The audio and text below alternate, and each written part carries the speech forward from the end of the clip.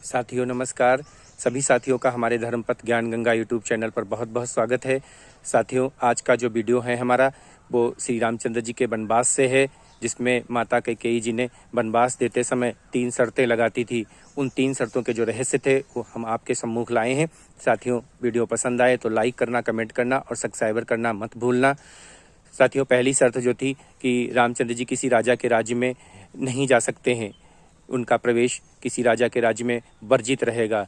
तो प्रवेश साथियों इसलिए वर्जित कर दिया था कि अगर किसी राजा के राज्य में जाएंगे तो रामचंद्र जी की किसी राजा से दोस्ती हो सकती है, तो आक्रमण करके भरत से राज्य वापस छीन सकता है। इसीलिए कैकेयी जी ने रामचंद्र जी पर प्रवेश वर्जित कर दिया था किसी राजा के राज्य में।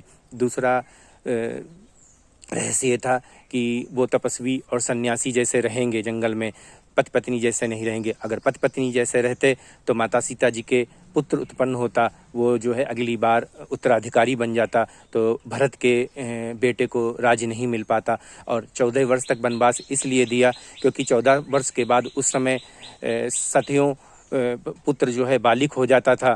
तो कैकेयी माता जी ने ये सोचा था कि रामचंद्र जी जब 14 साल तक वनवास में रहेंगे और सन्यासी जैसे रहेंगे तो पत्नी के पुत्र उत्पन्न नहीं हो पाएगा, इसलिए तब तक इधर भरत के पुत्र हो जाएगा और वो 14 साल का हो जाएगा। तो भरत के राजगद्दी ना करने के बाद में उनके पुत्र को भी गद्दी मिल जाएगी। इसीलिए उन्होंने 14 वर्ष का ही वनवास दिया था। इसीलिए उन्होंने किसी राजा के राज्य में प्रवेश वर्जित कर दिया था।